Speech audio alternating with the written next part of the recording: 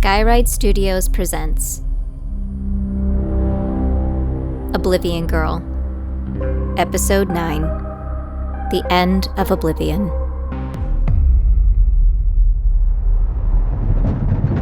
I woke up to a jarring vibration in the truck as it sped across the rocky terrain. My brain felt like a bowling ball being swung back and forth inside my head. My face throbbed with pain. I had hoped it was all just a horrible dream. My eyes wandered over to Atticus, who sat across from me in the truck. I couldn't see his eyes now, hidden in the shadows. Essa was dead. It was just the two of us now. The memory was so fresh in my mind, I couldn't stop replaying it. It was probably nothing compared to how Atticus felt. He was like a brother to her. I wanted him to snap out of it, needed him to. They were going to kill us. With my good eye, I scanned around the truck. 2 armed reapers rode in the back along with us. One of them looked half asleep. I sat up on the bench and tried to rub my eyes. My hands were still bound, but at least they cut the rope around my feet. I stretched them out and scratched my leg with my boot. How long was I out? Hey! Shut the hell up! I wish Essa was here. She always knew what to do. With my swollen fingers, I gripped the rope tied around my wrists. It was soaked with sweat and blood. I tried picking at it with my dirty fingernails, but the knot was too tight. I needed something sharp. I noticed a ripped piece of sheet metal lining the inside of the truck. I rubbed the rope against the sheet metal, but I was getting nowhere fast. I took a break and tried to calm myself down. Kyle. What were they going to do to Kyle? I remembered the promise I made to him the morning we left, that I'd be back soon and we could celebrate. I wanted to keep that promise. Something fell at Atticus's feet. I looked down and saw a piece of the rope that had bound his hands together. I'd have to ask him someday to teach me how he did that. He kept his hands hidden behind his back and looked at me with icy, heartless eyes. I knew that we'd be arriving at the town any minute. Soon there'd be more dead bodies, and I didn't know if they'd be ours or theirs.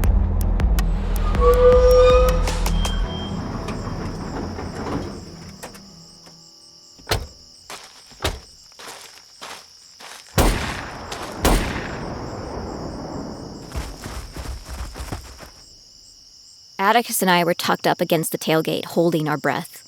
2 dead reapers lay next to us as bulletproof shields. Atticus had one of the clips from their gun in his hand and tossed it towards the front of the cab. He jumped up and spun their guns at each other.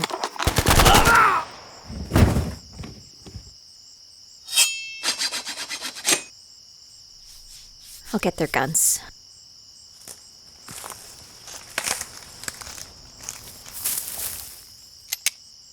Whoa, easy, Atticus.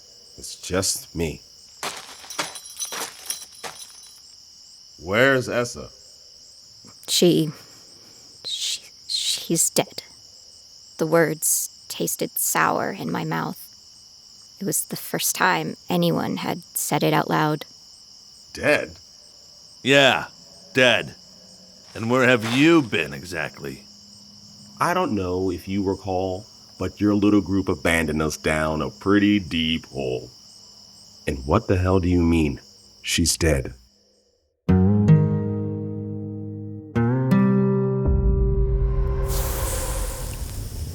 She's really gone. What are we supposed to do now? We go back and kill Eden. That's all fine and dandy, but didn't you say he blew up the castle? If that's true, he'll find another rock to hide under until he's ready to strike again. So what do you expect us to do? Go back home and pretend like this never happened? Maybe, maybe not. Eden said he knew about Kyle, so he most likely has men waiting for us back home. We have to be smart about this. We can't just go in guns blazing. I'm with Atticus. We should kill Eden, and Oblivion Girl should be the one to do it. Didn't you hear what we said? She's dead. Is she? Imagine the look on his face when Eden sees Oblivion Girl come back from the dead to kill him. How? Well, how about... Me? I'm not anywhere as skilled as Essa. Not yet, but you could be. You just need a little training. You're already around her size. You're not buying this, right? You really think I can take down Eden? I can barely hit a target. JOPHIE's right. We could train you. Even if I did accept it, where are we gonna train at? The ghost town barely had enough food for one meal. It'd take me months to get anywhere near Essa. We both had the same thought. Pete! Who's Pete?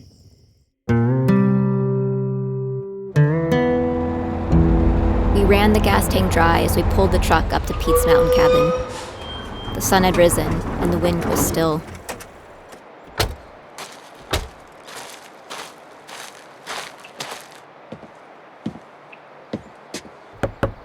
Pete, are you home? Pete, it's us.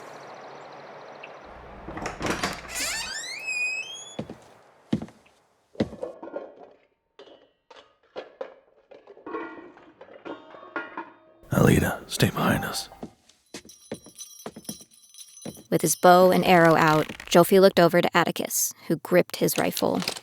They nodded to each other and cautiously peeked into the kitchen. Oh, Jesus Christ. Just a fucking rabbit. Hey, Pete. You home? We'll check the guest rooms. I'll see if he's in his bedroom.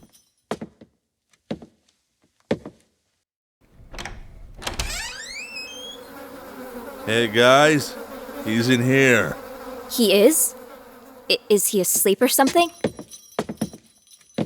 JOPHIE wrapped his arm around my eyes before I could look inside. Yeah, don't want to see, hon. You don't want to see. No. Not Pete, too. I dug my face into his jacket. He smelled nice, like a field of lavender flowers. Here lies a great man, Bloodhound Pete. He lived his life. I kept waiting for Essa to pop out of the door and call us names for leaving her at the castle. The air felt chillier than before. I looked around the empty forest. Without warning, snowflakes fell from the sky and melted down the back of my neck. After we'd buried his ashes, the three of us cleaned the cabin. I didn't mind the extra work. Anything to keep my mind busy. JOPHIE discovered a rusted knife stuck into a log out on the back porch. What do we have here? He dug around the shed until he found a grinder and began sharpening it. The edge transformed from rust to silver. A gift for Oblivion Girl.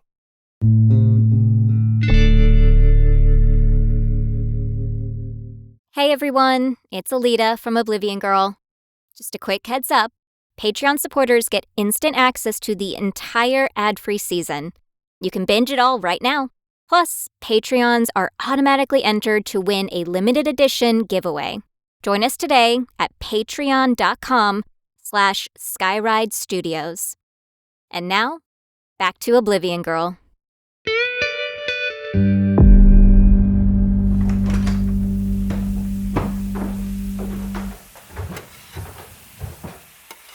Morning. Hungry for some breakfast? You cook breakfast? Sometimes. Need to keep your strength up. Your training starts today. Where's JOPHIE? Waiting for you out back when you're done eating. ATTICUS? Yeah? Why are there carrots in these?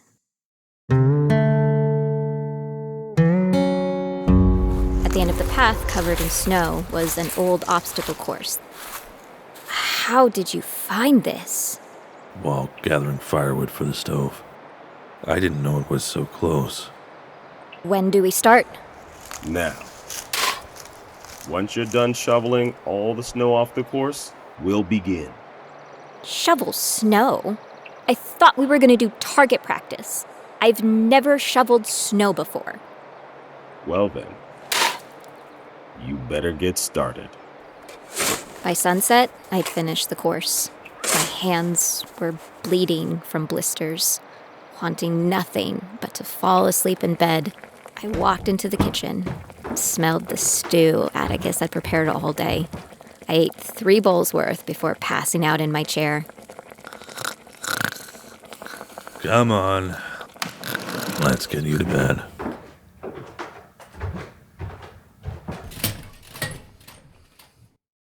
Do you really think I can do it? Do what? Be as good as Essa? No. I think you'll be better. The next morning, JOPHIE woke me by sneaking into my room.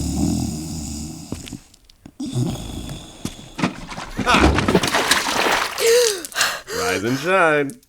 Why'd you do that? Why'd you let me? You think Essa would have let me sneak up on her? You can't just... Whoa! That hurt.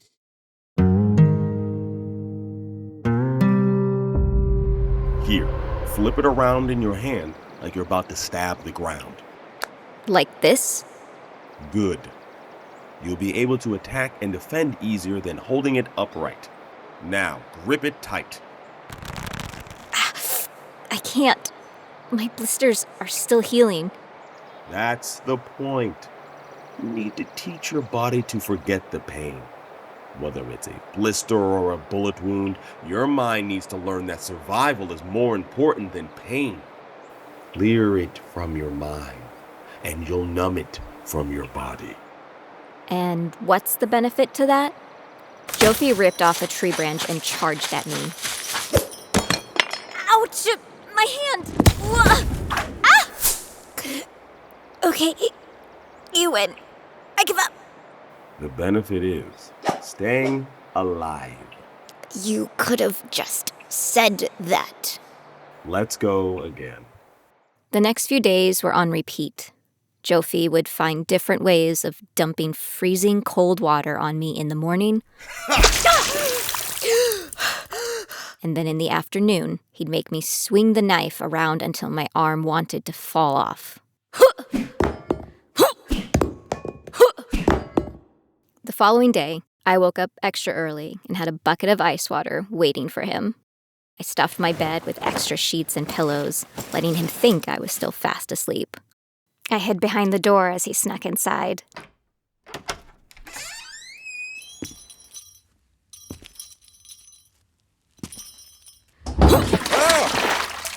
What the? Oh, so you're ready for a fight, huh? No! No! I give up! Okay, I'm sorry. Ah! An overnight storm had hit us, which meant I had to reshovel the obstacle course.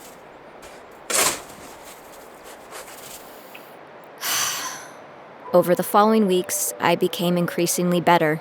I learned how to swing from ropes. And dodge flying objects. After that, we advanced to hand-to-hand combat and knife attacks. I started understanding the combat moves the more I practiced. I could begin to see his attacks before he did them. After a few sessions, the pain vanished. He was right. My mind had blocked out the pain. I flung snow in his face and charged him. Taking a defensive approach, he protected his chest while I slid low to the ground, knocking him off his feet. By the time he hit the ground, not only had my knife pressed against his neck, but I'd also turned his weapons against him. Good job. You're getting a lot better. Here, I'll help you up. The next day, I woke and couldn't find JOPHIE anywhere. JOPHIE? Are you in here? Atticus, have you seen JOPHIE? How should I know where he is? I made my way out to the training course. His Stepping past the forest, an arrow bolted across my face. What in the... I peered out the side of a tree. 2 more arrows cut through the air. I had to cartwheel just to avoid them. Like a wolf stalking its prey, I hunted for him. I closed my eyes and sniffed the air. His lavender scent seemed to come from all directions. I ran after the sound and saw leaves fall from the treetops. I looked up, and there, perched on a large branch, was JOPHIE. What's going on down there? He had a quiver full of arrows on his back. In his hands, he had drawn back his bow and fired. I thought I was dead for sure. The tip had been padded with a thick piece of wood. I kept the arrow and ran behind cover as he fired another. The second arrow missed my head by inches. I tried to flank him from behind, but ended up triggering a trap. I jumped and rolled as wooden spikes swung down from the trees and crashed to the ground. I had a clear shot of JOPHIE through the bushes and flung my knife at his head. Now that he was on the ground, I had a fighting chance. I ran towards him and swung a tree branch. JOPHIE ducked and then hit me on the stomach with his bow. You lose. Do I? He looked confused until he saw the arrow I'd hurled flying in the air at him. Oof. By the time he woke up from his little nap, I had my knife pointed at his throat. You lose. Good. I think you're ready.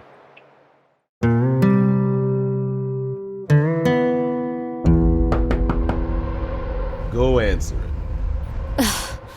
Why do I have to? Think of it as your reward for winning.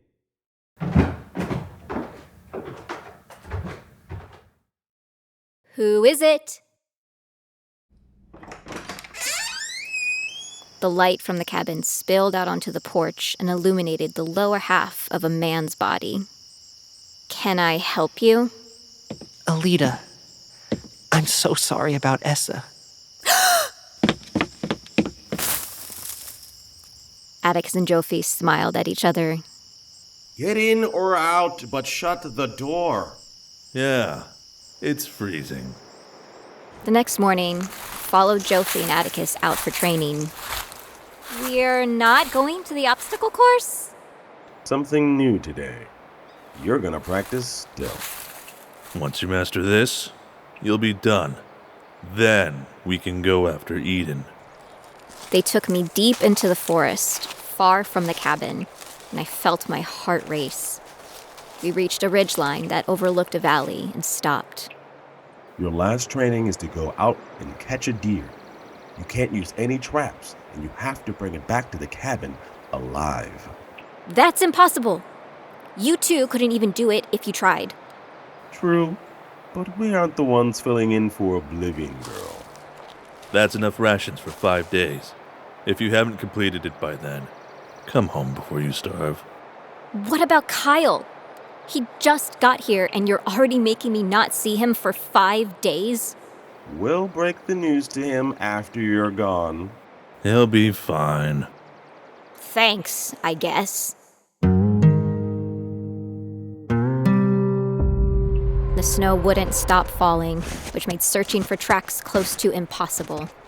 I pushed through the bushes and branches, snapping twigs off along the way and making trails where there weren't any.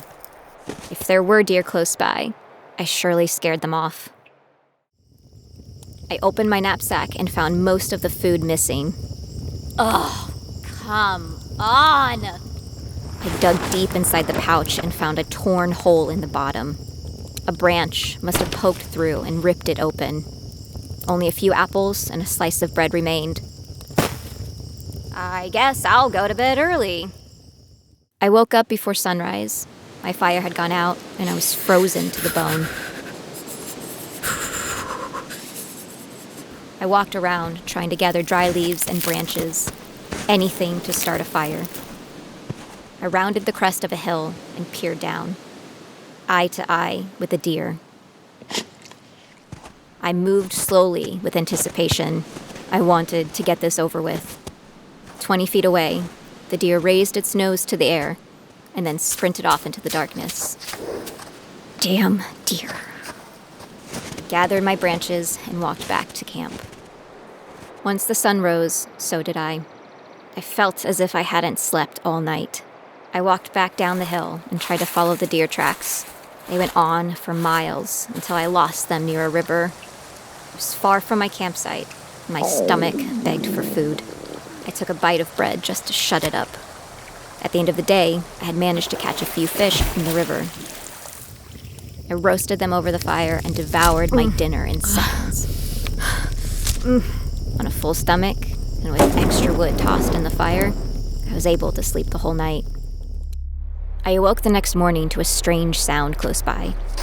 Opening my eyes, I saw a deer just a few feet away, eating berries from a bush. Its right cheek had a scar. I slowly pulled my blanket off and crawled on all fours like a dog. I darted out at the deer and chased it through the forest. It took off like a rocket. I followed as far as I could before it left me out of breath and stranded. Come on! The following morning, I felt the breath of the animal against my face and tilted my eyes back to see the deer with the scar digging around my knapsack. I reached for the bag, and the deer took a few startled steps back, but didn't run away. I opened the knapsack and emptied out my remaining apple. Is this what you want? I took out my knife and cut the apple into smaller pieces. I extended out my hand. The deer sniffed the air, walked a few feet closer, and ate the apple out of my hand. Fuck. Yes! Atticus and JOPHIE were chopping firewood out front when I appeared from the woods. Like a dog on a leash, the deer followed closely behind me as I fed it the last of my apple slices. Would you look at that? I always knew she could do it. You owe me a bottle of gin. Well done, my dear. Well done. Guys, what's with all the noise? I'm trying to finish. ALITA! Come on, I have a present waiting for you inside. I said goodbye to the deer and followed him into the cabin. Standing upright in the living room was a mannequin wearing a dark green military-style jacket, matching pants, ankle-high boots, and an all-new gas mask. Ta-da! Wow! Is this for me? Newly upgraded, I might add. This particular jacket and pants are woven with bulletproof fibers, capable of withstanding knives and most types of gunfire, while the cloth stays flexible and lightweight. They even have holsters woven into the back and sides for adding extra gas canisters. Down here, we have military-grade ankle-high boots, waterproof for all extreme climates. And my favorite, the new gas mask version 2.0. This beauty has our goggles integrated into the eyes with translucent glass. You can now view the maps without your vision being impaired. All of S's old accessories upgraded just like new. Oh yeah, the mask is also bulletproof, in case you were wondering. Want to try it on? He didn't have to ask me twice. Within minutes, I had the suit on and was outside testing it against Atticus and JOPHIE.